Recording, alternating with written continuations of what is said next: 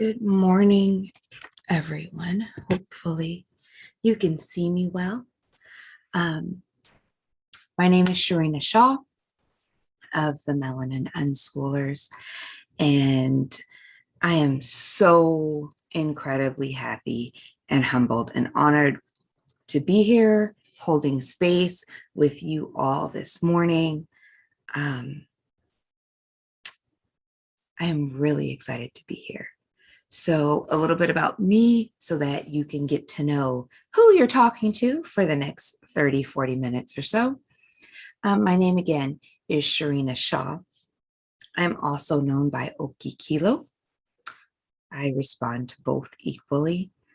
I am a mother of 6 tiny and not so tiny humans, ranging in age from 5 months old to 19. And I professionally am an educator by trade. I hold a MS in cross-cultural curriculum development, and I hold an M.Ed in urban educational administration. And I have been a homeschool mother and an unschool mother for the last 11 years. So it has definitely been a journey and some time. Additionally, I am a homeschool coach, a mindfulness trainer and coordinator and coach. So I go to corporate and non-corporate locations and work with families and businesses and children and adults and incorporating mindfulness into their daily lifestyle. I am also a yoga teacher. I'm a almost 500-hour yoga teacher, yoga professional, in addition to a host of other things. So I am really happy to be here with you today. And I really hope that in this time I say something that can help you on your unschool journey and help you evolve along the way, because unschooling and homeschooling is as much an education to us as the parents as to our children. So like many of you guys, I started homeschooling out of necessity. It was never part of the plan. I was a very, very traditional homeschooler for the first year or so. And that was because I was an educator by trade. And as I mentioned, homeschooling came out of necessity. It came down to a situation where it was, I am going to go to prison over these children because the system is not made for them. And not only is it not made for them, it is not conducive to them. It does not honor them. It does not honor their being. It did the opposite. It broke them down. It tore them down. It took their light. And that's how we ended up here. I ended up in a meeting one day with a principal and a vice principal and a superintendent of schools. And I had called the meeting because my oldest child was being bullied. And my second oldest child, who is a few months behind my oldest child, was in trouble for basically trying to knock out the teeth of the person who was bullying her big sister. And I was told, quote unquote, well, Mrs. Shaw, if your children humbled themselves to the white children, like the Latino children did, because we lived in a migrant community at that time, then they wouldn't have so many issues. And at that moment, I knew that none of my children would ever see the inside of a traditional classroom again.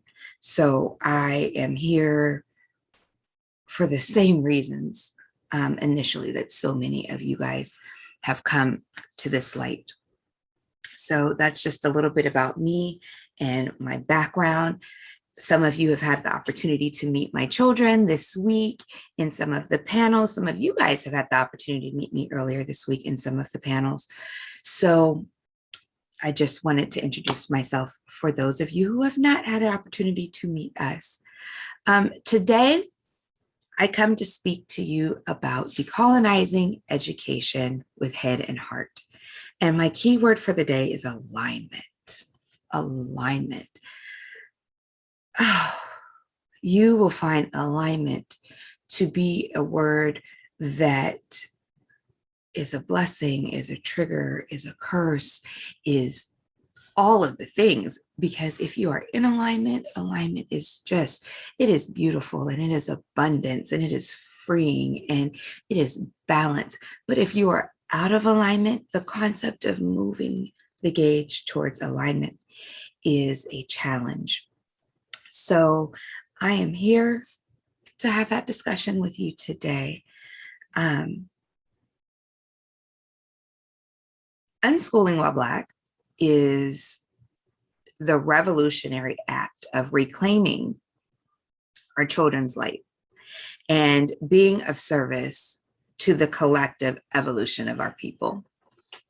And that sounds like a lot. It sounds heavy. So I'm going to say that one more again. Unschooling While Black is the revolutionary act of reclaiming our children's light and being of service to the collective evolution of our people. What we are doing is radical and revolutionary and important and amazing. And if you are not homeschooling yet, if you are not unschooling yet, I welcome you. If you have been in the trenches for years, I honor you. If you woke up today and saw this on Facebook and said, I'm going to tap in and I don't know why I'm here, you're here because this is where you need to be and you belong. So as we, those of us who've chosen to have a life and hold space for our children, we have chosen a life of emotional ups and downs. We've chosen a life of joyful moments, of exploration, of evaluation, of reclamation of our traditions, reclamation of bringing back family traditions, reclamations of children being autonomous and whole humans. It's so revolutionary, right? So we, as those who've chosen a life of educating our children in alignment with their passions, with their personal ebbs and flows, with their rhymes and their rhythms, with their head and their heart, we who have chosen and been tasked with unschooling while Black are in charge of what may be the first generation of truly Black children. And to think and process that concept, it's an honor and it is heavy, but it is important. Unschooled children and homeschooled children have the ability to live a freedom that so many children cannot process, especially unschooled children. Unschooled children, from the time that they are very young, have a full seat at the table of their education. And education, while some may look at it as a facet of life, education for young people, it's their job, it's their career, it's their path. In many ways, it's their purpose. It is what we do when we're young. We learn. And we don't want to confuse schooling with educating or schooling with learning, because education happens all the time. Schooling happens only when you're in a building, right? Learning happens all the time. So we are home educators. We provide and hold space for our children to live in alignment from the time that they are young, which is radical, because there are so many of us as adults who are just learning how to get into alignment with who we truly are, let alone the alignment of the outside world, the alignment of your spouse, the alignment with the other children, the alignment with your friendships. We're just learning to be in alignment with ourselves, because it was something that was never allowed for us. It was something that was never offered to us as an option. It was something that was never given to us. So discovering and learning that alignment is extraordinarily important. Hi, Sue. And it is a concept that will define your unschool life.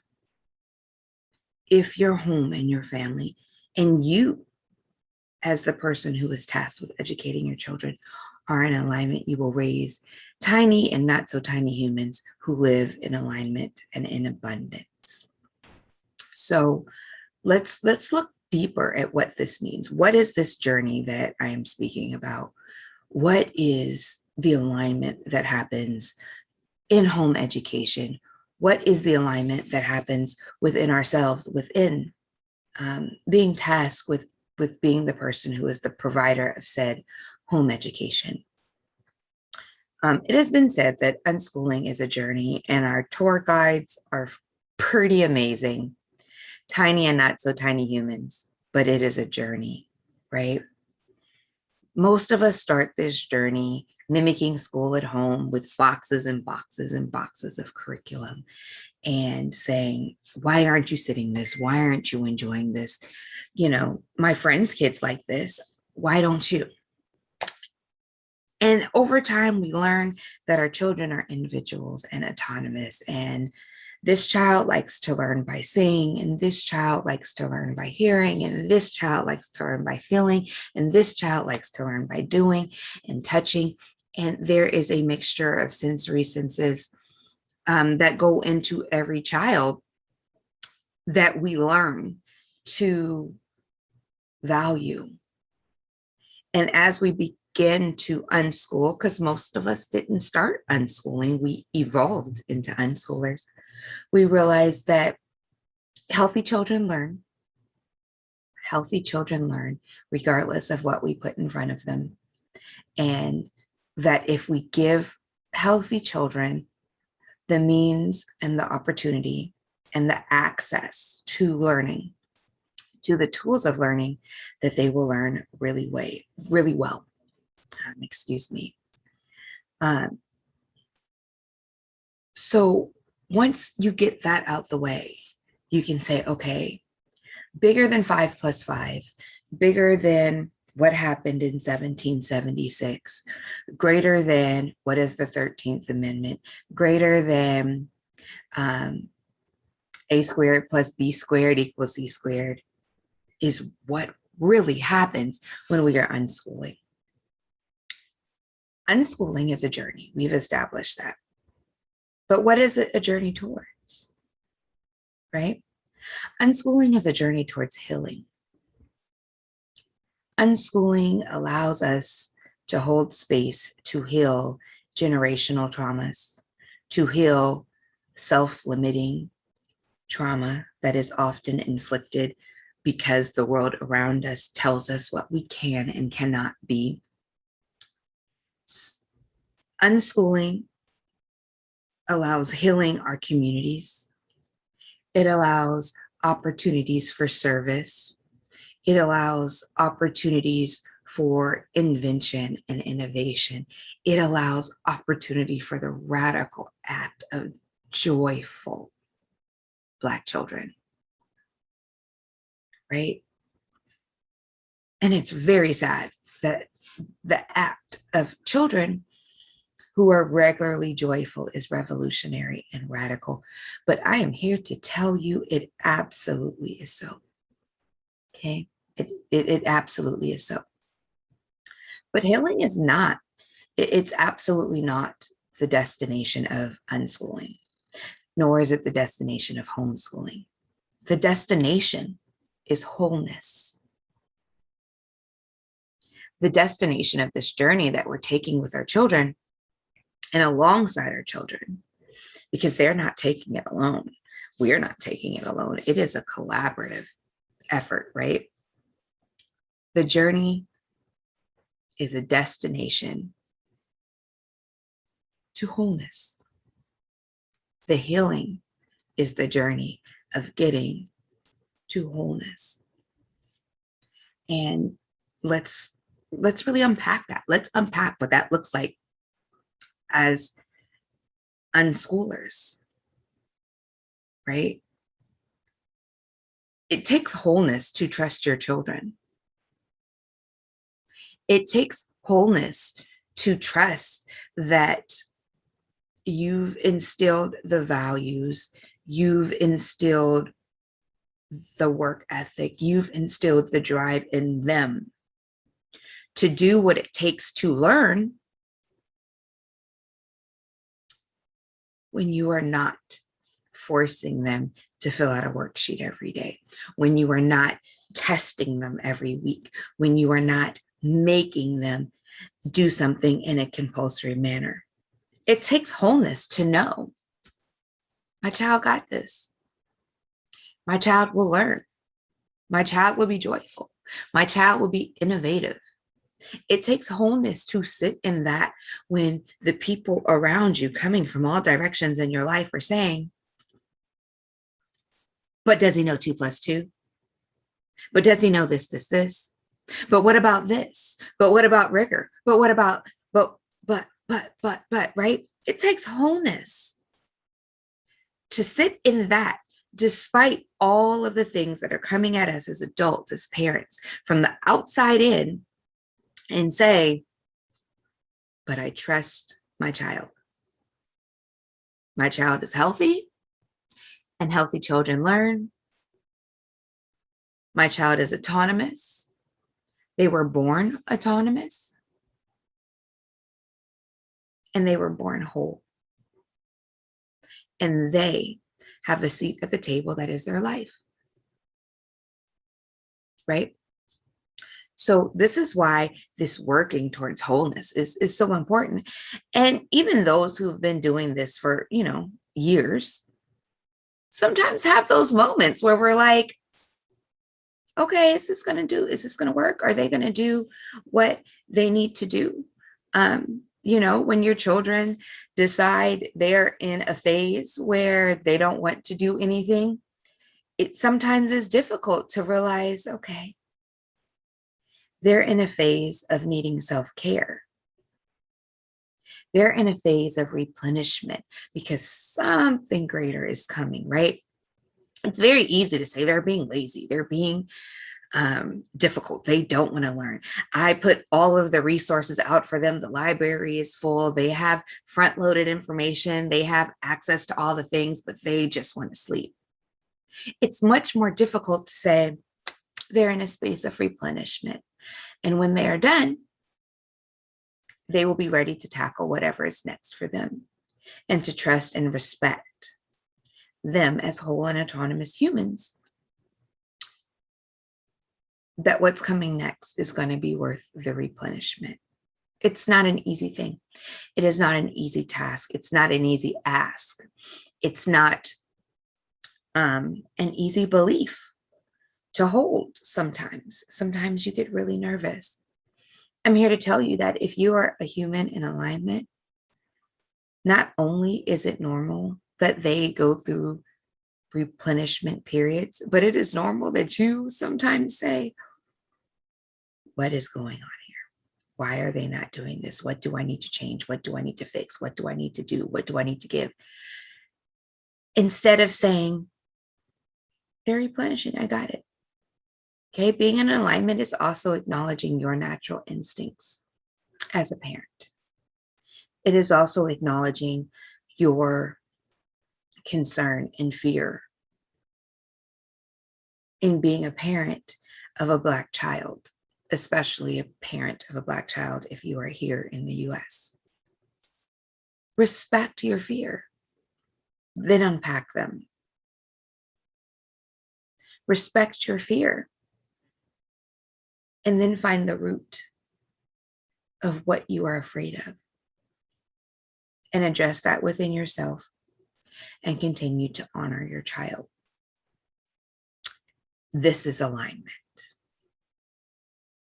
Alignment is not walking a tightrope and you never slip. Alignment is always finding your way back to center. It's always finding your way back to remembering who you are and who your children are, and the fact that you want them to grow up and be free and whole and happy people, right? Everybody has a goal. Well, most everybody has a goal when they begin to homeschool and when they begin to unschool. I'm going to share my personal goal with you, because once you find your goal and begin to walk in its purpose, it becomes easy to allow the things that happen in order to reach that goal to happen freely. And if you have not set up a defined goal that you can repeat on a daily basis, a mantra of sort, I challenge you to do that. I challenge you to take moments and write down your big picture and kind of notch it out until it's perfect. And my goal in home educating, specifically unschooling my children, is as such. Ready? My goal is to raise children who do not have to recover from their childhood. That's simple. My goal is to raise children who do not have to recover from their childhood. The expanded form of that goal for me is my goal is to raise children who work and live in community, who serve our community, who will be of service and of healing to our community in a way that they are allowed to, because they do not need to be adults who need to recover from their childhood. That is my goal. That is our purpose in the Shaw family, in the Shaw household. That is our purpose. That is why we still homeschool all of these years later. It is why, my oldest daughter works with younger homeschoolers, even though she is no longer a homeschooler. She's beyond that. She is a freshman at the University of California, Berkeley, on a full scholarship. So yes, unschoolers can go to mainstream universities on scholarship, as she is at the #1 university in the country. And my goal is really big, right? It's kind of massive. But I chose this goal because of the trickle effect. Because if I raise children who do not have to recover from childhood, they are a process of healing their community and creating a generation that does not have to recover from childhood, right? If I raise children who don't need to recover from childhood, they will raise my grandchildren who do not need to recover from childhood. And all of this stems from the radical act of unschooling, because if I cannot allow them to be themselves unapologetically, if I cannot allow them to be whimsical and dream and engineer things and draw and design and paint and take photos and know what time they like to wake up and understand what time they like to work and understand what time they like to rest and understand what time they like to go for a walk or get their exercise and respect their natural rhyme and rhythm, how can they become adults who don't have to recover from not living in their natural rhythm, right? How can they become adults who choose a life or a career path or an entrepreneurial path where if they're not morning people, they don't have to work in the morning, or if they are not evening people, that they don't have to work in the evening? How do I create children who don't have to do those things if I don't teach them that they have the right as autonomous humans to live the life that they wish to live based on their own rhyme and rhythm. Okay. And that is what I mean by making sure that our children grow up in alignment.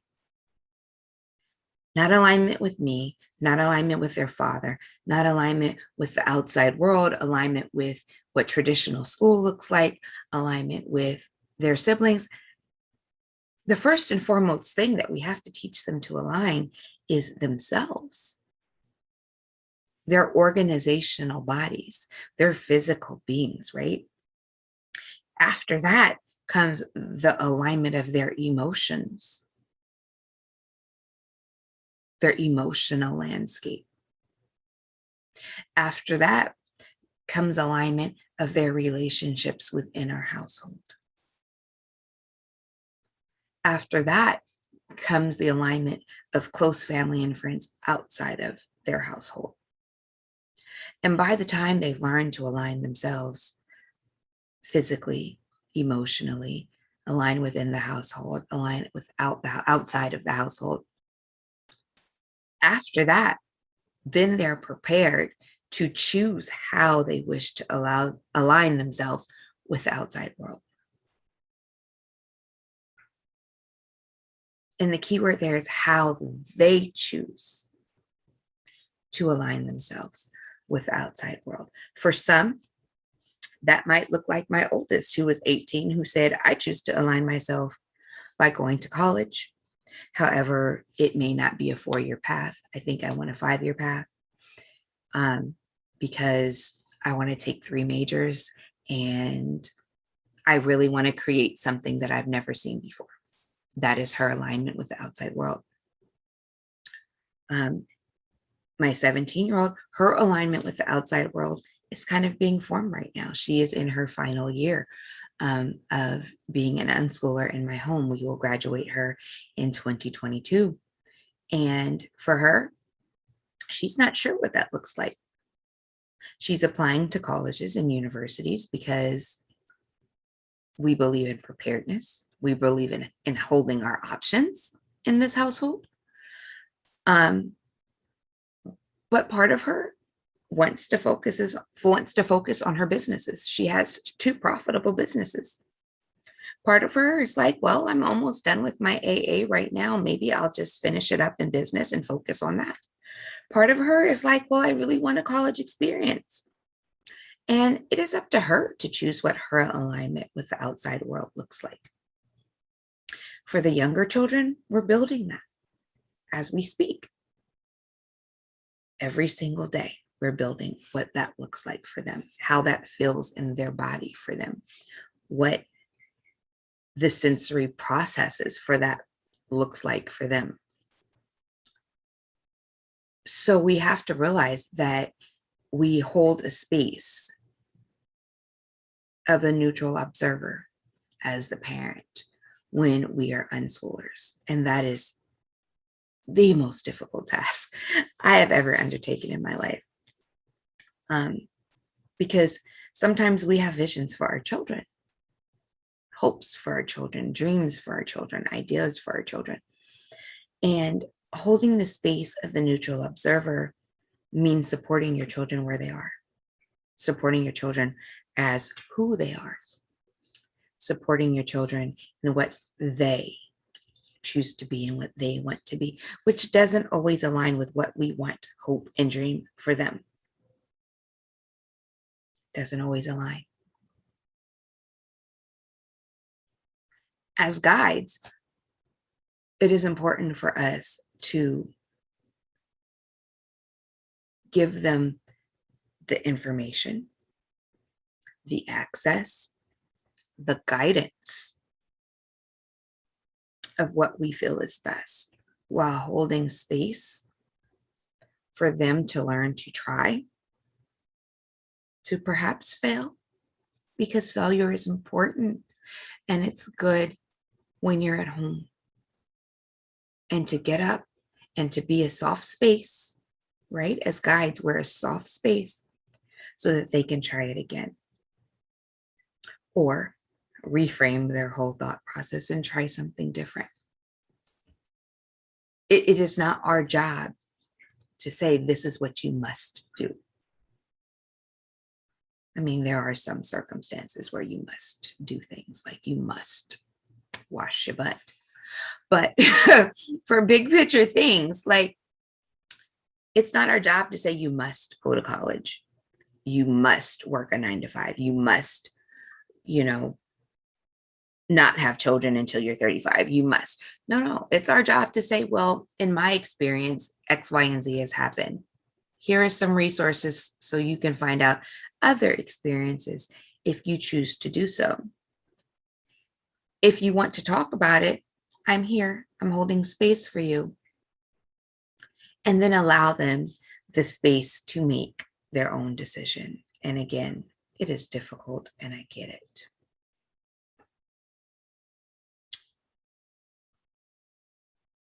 But the point of this lifestyle and this educational choice is to allow Black children the freedom to be, right? And I cannot be the colonizer of my child.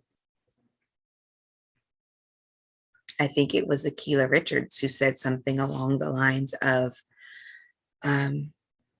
my children are their own their own continents, not to be colonized by me. They are sovereign, right? And as such, we should not and cannot, well, we can, but we should not be the people who are the oppressors of our children. And I say this because I have done this. I have looked up one day and realized I've loved them so hard and so much and so close to the chest that I became the oppressor of their dreams. I became the oppressor of their hopes. I became the oppressor of their goals because they didn't align with me, but they aligned with them. And I missed the mark in understanding that alignment with me is far less consequential and far less important than the alignment with them. So we had to go back and we had to do the work of saying I'm sorry, of explaining why mommy was scared, of explaining why mommy was wrong, explaining why I wanted what I wanted for them, and then explaining why they have absolutely every right to my support, especially in something that is not going to harm them. And that is a journey towards wholeness, right? So we're right back at the beginning. That is a journey towards wholeness. And in that journey, we're going to stumble. We're going to fall. We're going to make mistakes because just as our children are born whole and autonomous humans, we are born whole and autonomous humans. And we do and will make mistakes. And that is okay. We do and will get scared and clam up. And that is okay. We do and will try to, at times, encourage our children to do something that we would like them to do. And again, it is okay because we are whole and autonomous. We will make mistakes and we will get up. The important thing is that we address the mistakes, we fix the mistakes, and we help support our children in becoming adults who do not have to recover from childhood by taking them on a journey through healing to wholeness.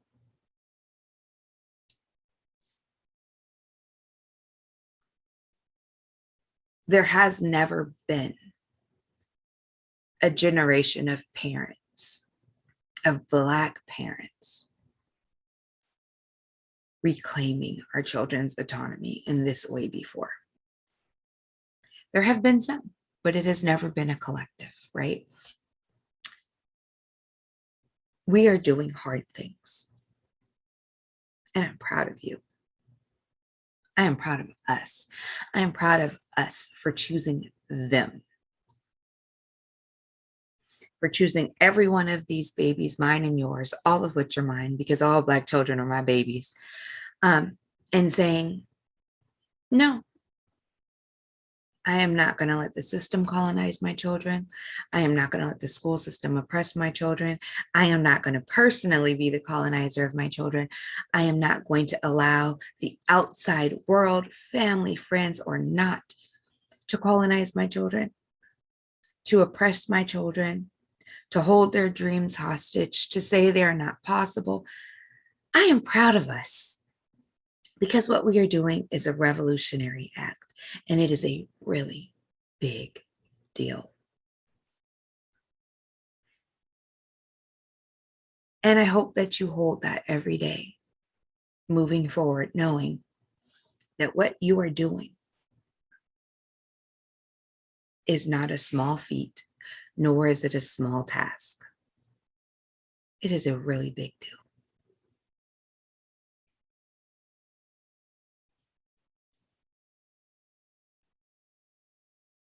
And in that,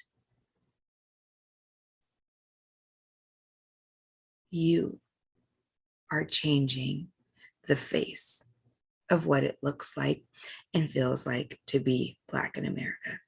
You are normalizing free Black children. You are normalizing Black joy. You are normalizing Black artists and Black art and all of the things that are so important about our culture that have been muted and stifled. You are part of a generation of parents who are choosing to give that gift back to our children, even though we did not know what that looked like ourselves. And that is hard work. It is major work. It is major unpacking. It is major. It almost makes me speechless to think about it. It is a revolutionary act. You are a part of the revolutionary. You are a part of our future. And one day, people will look back at this generation of parents and say, they helped us reclaim who we are. They helped us reclaim our roots. And I ask you to honor yourself in that today and every day. When it gets hard, I ask you to go back to your why. Why are you doing this? What is your goal? What is the goal for your family practice? And I ask you every day to look at your children and understand that you chose joy and the blessings of joy and be honored in it. It was such a privilege to speak to you guys today. I hope this came off really well. It is my first time ever recording a lecture. I'm usually live, so this is a very new task for me. I hope that everything came through the way that I meant for it to come through. And I very much look forward to interacting with you guys at the Q&A when I am less nervous, because people make me less nervous. Again, my name is Sharina Shaw. If you want to find me on Facebook, it's Sharina, Cherina. Last name Shaw, Shaw. On Instagram, I can be found at the Melanin Unschooled Tribe or Blitch Alchemy, BLITCHALCHEMY, Blitch Alchemy, or the Melanin Unschooled Tribe on Instagram, and it is the same for Facebook. You can find me at the Melanin Unschooled Tribe. Or excuse me, you can find me at the Melanin Unschoolers on Facebook, or you can join my Facebook group, which is the Melanin Unschooled Tribe. I really have had an honor and a privilege to hold this space with you today. And I hope to talk to you guys shortly. Well, for you guys, it would be right now at the Q&A. But for me, I'll talk to you guys in a couple of days. I love each and every one of you, and I wish you guys all of the joy and the light in the world. Have a great day. Enjoy the rest of the conference and be blessed.